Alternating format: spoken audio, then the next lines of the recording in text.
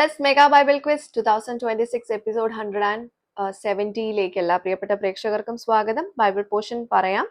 ഉത്തമഗീതം 6 മുതൽ 8 വരെ, യെശയ്യാവ് 1-ാം അധ്യായം, എഫേസ്യർ 2-ാം അധ്യായം. ഇതിൽ നിന്നാണ് ക്വസ്റ്റ്യൻസ് ചോദിക്കുന്നത് കേട്ടോ.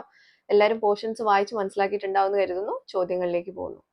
ആദ്യത്തെ ക്വസ്റ്റ്യൻ, ശൂലേംകാരിയുടെ ഒരു അവയവത്തെ ബൈബിളിലെ ഒരു പർവ്വതത്തോട് ഉപമിച്ചിരിക്കുന്നു. അവയവവും പർവ്വതത്തിന്റെ പേരും എഴുതുക എന്നുള്ളതാണ് ആദ്യത്തെ ചോദ്യം.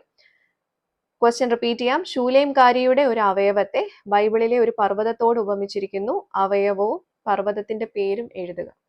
രണ്ടാമത്തെ ക്വസ്റ്റ്യൻ, പഴയ നിയമത്തിൽ ഒരു മകൻ തന്റെ അമ്മയ്ക്ക് വയലിൽ നിന്ന് കൊണ്ടുവന്ന് കൊടുത്ത ഒരു ഫലം പാഠഭാഗത്തുണ്ട്. ഈ ഫലത്തിന് നല്ല വാസന പുറപ്പെടുവിക്കുവാൻ കഴിയും. ഫലം ഏത്? ക്വസ്റ്റ്യൻ റിപ്പീറ്റ് ചെയ്യാം. പഴയ നിയമത്തിൽ ഒരു മകൻ തന്റെ അമ്മയ്ക്ക് വയലിൽ നിന്ന് കൊണ്ടുവന്ന് കൊടുത്ത ഒരു ഫലം പാഠഭാഗത്തുണ്ട്. ഈ ഫലത്തിന് നല്ല വാസന പുറപ്പെടുവിക്കുവാൻ കഴിയും. ഫലം ഏത്? മൂന്നാമത്തെ ക്വസ്റ്റ്യൻ, ഭാര്യയുടെ പവിത്രതയെക്കുറിച്ചുള്ള സംശയത്തിന് പാഠഭാഗത്ത് പറഞ്ഞിരിക്കുന്ന പദം എന്ത്? റിപ്പീറ്റ് ചെയ്യുന്നു. ഭാര്യയുടെ പവിത്രതയെക്കുറിച്ചുള്ള സംശയത്തിന് പാഠഭാഗത്ത് പറഞ്ഞിരിക്കുന്ന പദം എന്ത്?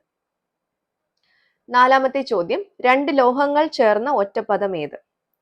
രണ്ട് ലോഹങ്ങൾ ചേർന്ന ഒറ്റപ്പദം ഏത്? അഞ്ചാമത്തെ ക്വസ്റ്റ്യൻ, ക്രിസ്തു ദൂരത്തുള്ളവർക്കും സമീപത്തുള്ളവർക്കും എന്താണ് സുവിശേഷിച്ചത്? ക്വസ്റ്റ്യൻ റിപ്പീറ്റ് ചെയ്യാം. ക്രിസ്തു ദൂരത്തുള്ളവർക്കും സമീപത്തുള്ളവർക്കും എന്താണ് സുവിശേഷിച്ചത്? ഇതൊക്കെയാണ് 5 ക്വസ്റ്റ്യൻസ്. എല്ലാം ഈസി ക്വസ്റ്റ്യൻസ് ആണ്. ഒന്നുകൂടെ ശ്രദ്ധിച്ച് കേട്ടോളൂ. അപ്പോൾ നിങ്ങൾ ചെയ്യേണ്ടത് നിങ്ങളുടെ ഉത്തരങ്ങൾ വിത്ത് റെഫറൻസ് താഴെ കാണുന്ന വാട്സപ്പ് നമ്പറിലേക്ക് അയച്ചോളൂ.